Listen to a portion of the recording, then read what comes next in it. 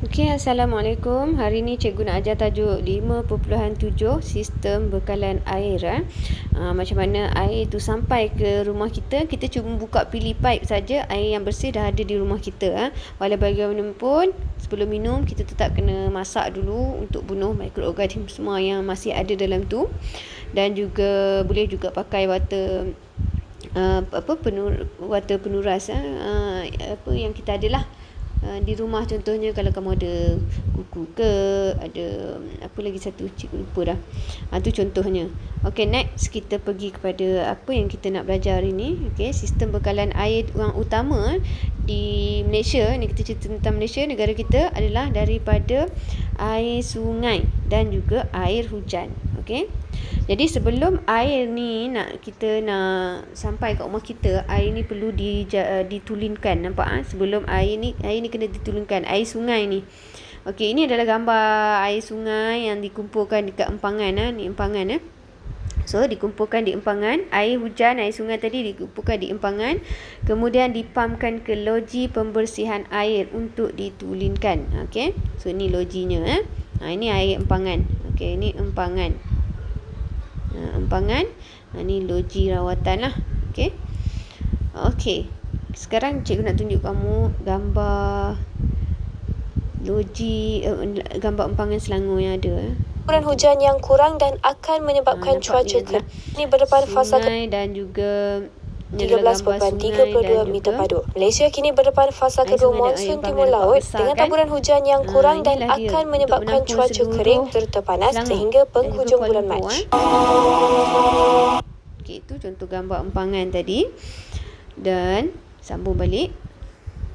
Ini adalah peringkat-peringkat utama dalam loji rawatan air. Kamu tengok yang warna merah, kotak merah. Ini penting. Okey, yang kotak merah ni. Okey, nombor 1, air dari empangan. Reservoir ni, nampak perkataan reservoir. Reservoir tu adalah maksudnya empangan. Okey, air daripada empangan akan dipam. Okey, air daripada empangan akan dipam. Okey, akan dipam ke dalam tangki penggumpalan. Okey, nombor 1, tangki penggumpalan. Dalam tangki penggumpalan ni ada dua benda yang ditambah dalam tangki ni, iaitu kapur mati, okey, dan juga alum. Okey. Okey, alum ni, kalau kamu tengok alum, tengok ini Tengok ni. Alum coagulate suspended material. Maksudnya alum ni dia tolong, bila kita tambah alum tu dia akan menggumpalkan bahan-bahan terampai. Contohnya macam sebut-sebut tanah ke, lumpur ke, tu contoh. Kemudian kapur mati, lime reduce. Kamu nampak perkataan lime reduce yang kotak ni. Lime tu adalah kapur mati, reduce acidity of water. Okey. Okey, lime tadi dia akan kurangkan keasidan air tadi. Okey. So itu yang berlaku di tangki penggumpalan. Kemudian dari tangki penggumpalan, setelah melalui semua ni, air tadi akan melalui tangki pengenapan yang kedua ni. Tangki pengenapan. Nampak perkataan heavy particle sinks. Maksudnya zarah-zarah yang berat dia akan termendap di dasar tangki ni. Di sini ini tujuan tangki pengenapan. Okey, zarah-zarah yang berat-berat lah. Okey, contohnya masih lagi tanah lah, sebab air ni mesti ada tanah yang termendap ke. So dia akan termendap di sini di dasar ni, dasar tangki pengenapan. Kemudian air tersebut akan pergi kepada teknik yang berikutnya, tangki yang berikutnya, iaitu tangki penurasan yang ketiga. Tangki penurasan, dalam ni ada, kamu nampak dalam ni, ini yang macam kita belajar penurasan tu, dia ada batu-batu kecil, batu-batu besar, pasir-pasir halus. Di sini tangki penurasan ni akan sand, nampak dan yang dalam kotak ni. Sand, pasir tadi, filter remove suspended impurities. Maksudnya filter, turaskan lagi, dan remove, buang suspended tu, terampai impurities tu bahan yang bendasing lah, bendasing terampai maksudnya. Jadi pasir ni akan turaskan dan buang dan singkirkan bahan-bahan terampai. benda asing terampai. Itu maksudnya. Okey, so daripada sini air akan lebih jernih lah nanti. Kemudian air yang jernih ni akan pergi ke tangki berikutnya, iaitu tangki pengklorinan. Yang keempat ni, tangki pengklorinan. Okey, di tangki pengklorinan maksudnya dalam tangki ni dia percikkan, nampak ni sedikit klorin. Ada kuantitinya, sebab klorin ni macam Clorox. Salah satu penggunaan klorin ni adalah melunturkan. Okey, contoh yang ada kat rumah kita Clorox tu kan. Jadi dia perlu diletakkan kuantiti yang memang khas supaya kita pun tak mati kalau minum. Tapi khas untuk bunuh mikroorganisma aja. So klorin digunakan untuk membunuh mikroorganisma yang berbahaya dalam air. Okey, so setelah melalui tangki ni, kemudian air akan dipam ke dalam tangki simpanan. Yang ni dah bersih dah. Okey, inilah yang sampai ke rumah kita. Okey. Okey, seterusnya kita pergi kepada lebih dekat lagi setiap dia punya fungsi dia. Okey. Pertama kita tengok fungsi empangan. Okey. Fungsi empangan adalah di mana kita kumpulkan air sungai dan air hujan tadilah. Okey, itu kalau soalan tanya apakah fungsi empangan? So maksudnya mengumpulkan air sungai dan air hujan. Kemudian yang pertama tadi, bila sampai dekat loji rawatan, yang pertama kita akan jumpa tangki penggumpalan. Dekat tangki penggumpalan tolong ingat ada dua benda, iaitu alum. Okey. Iaitu alum, alum, dan yang kedua kapur mati. Kemudian kamu kena ingat pula, kena tahu pula apa fungsi alum. Soalan selalu tanya, apakah fungsi alum ni ditambah? Jawapan dia, menggumpalkan zarah-zarah terampai menjadi butiran besar. Bila dah jadi butiran besar, dia akan terenap ke dasar dengan lebih cepat. Dia akan terenap lebih cepat. Okey, hilang kat sini. Okey, terenap lebih cepat. Itu fungsi alum. Okey. Manakala fungsi kapur mati senang saja. Kapur mati ni bersifat alkali. Dia bersifat alkali. So, kita tambah kapur mati ni, tujuan dia adalah untuk mengurangkan keasidan air dan juga membantu zarah-zarah terampai melekat bersama. Bila dia melekat bersama, senanglah dia terenap ke bawah dasar tangki nanti. Okey, next kita pergi kepada tangki pengenapan yang kedua tadi. Tadi tangki penggumpalan, lepas tu kita pergi pada tangki pengenapan. Okey, di tangki pengenapan ni butiran besar akan termendap. Tangki pengenapan ni butiran yang besar akan termendak di dasar tangki dan seterusnya disingkirkan dari semasa ke semasa lah. Butiran besar termendak di dasar tangki. Itu je fungsi dia, simple je. Dia simpankan air kat situ, dia tak kacau, dia takkan biarkan air bergolak ke, dia biar je, disimpan je. Dia simpan je kat situ.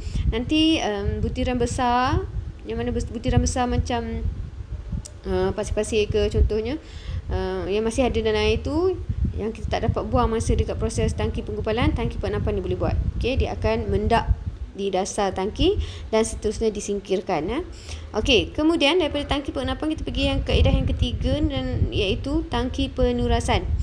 Okey, di sini air dituraskan untuk penuras pasir. Kita guna penuras pasir. Yang ni kita dah belajar sebelum ni, tajuk berikut sebelum ni, iaitu penurasan boleh menulingkan air di mana dia akan buang, singkirkan zarah-zarah terampai dan alga, lumut.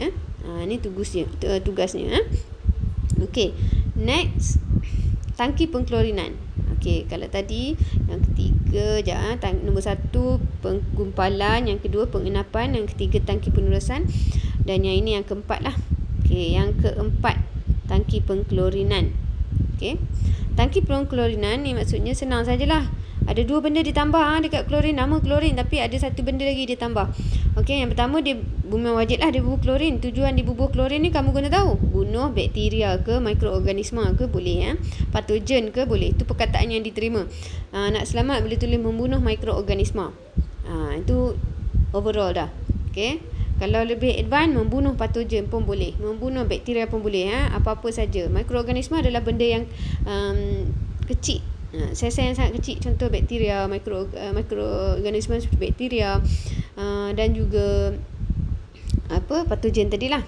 Kemudian fluorin juga ditambah, sebabkan klorin terlampau berasid, dia boleh mereputkan gigi kita yang minum ni. maka dia letakkan florin. Tak florin ke Florida ke, ni kalau kita gosok gigi ada Florida dalam kita punya ubat gigi ni bagusnya mencegah peruputan gigi kita. Okey, dan yang kelima, tangki penyimpanan. Daripada tangki perkeluaran pergi tangki penyimpanan. Ini di mana air disimpan sebelum dibekalkan kepada pengguna. Maksudnya sebelum sampai dekat rumah kita, dia disimpan di sini. Okey. Okey, so ini cikgu ada video sedikit sebanyak tentang tentang empangan. Okey, logi tadi, logi rawatan.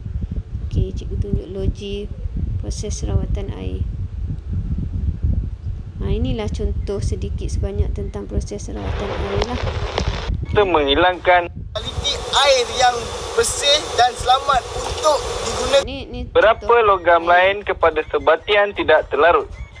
Proses ini juga membebaskan gas karbon dioksida dan hidrogen sulfida daripada air, seterusnya mengurangkan karat serta menghilangkan bau dan rasa. Ini pengudaraan tadi. Pengudaraan ialah di mana air dicampur baurkan dengan udara untuk membolehkan gas oksigen menukarkan unsur besi dan manganum terlarut kepada bahan tidak terlarut.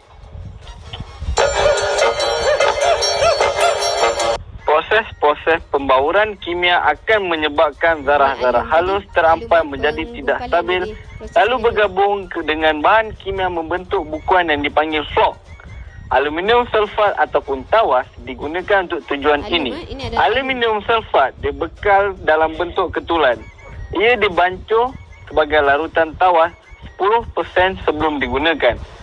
Das yang hendak digunakan adalah bergantung kepada kualiti dan kuantiti air mentah.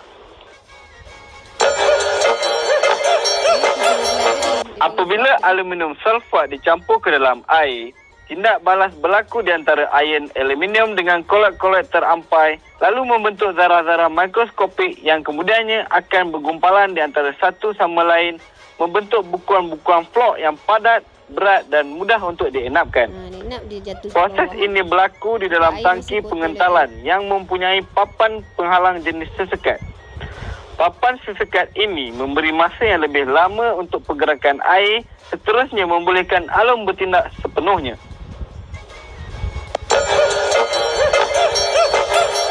Flok akan dienapkan secara graviti di dalam tangki enapan. Di samping pengenapan koloid dan bahan terampai, proses ini juga membuang bakteria dan virus. Terdapat 4 buah tangki enapan jenis Lovo di loji ini. Tangki enapan ini mempunyai 2 lapisan lantai. Air mengalir secara ufuk di dalam tangki memberikan masa yang cukup untuk proses pengenapan. Untuk memastikan keberkesanan proses enapan dan kebersihan tangki ini akan dicuci sekurang-kurangnya sebulan sekali. Air yang keluar dari tangki mendapan ini akan ditapis untuk memerangkap kolet-kolet halus dan membuang kolet ringan yang tidak boleh dienapkan. Terdapat 8 unit penapis jenis rapid gravity. Penapis-penapis ini terdiri daripada 2 lapisan media pasir yang berlainan saiz dan ketebalan. Lapisan pasir pertama di bahagian bawah sekali adalah setebal 200 mm. Terdiri daripada pasir yang bersaiz 1.8 hingga 2.36 mm. Lapisan kedua, fluorid sama air yang telah ditapis. Okey, tadi penurasan ingat air yang akan dikeluarkan dari loji ini akan diperkayakan dengan Florida. Florida berfungsi untuk menguatkan gigi dan menghalang kerosakan gigi kanak-kanak. Garam Florida ataupun sodium 30 kilo. Ia dicampurkan ke dalam air menggunakan sistem hampa gas ataupun vacuum. Dos klorin yang digunakan di dalam air adalah antara 1.5 hingga 2.0 mg per liter. Selepas air diperiksa dan menepati standard-standard yang telah ditetapkan, air akan simpan ke tangki simpanan.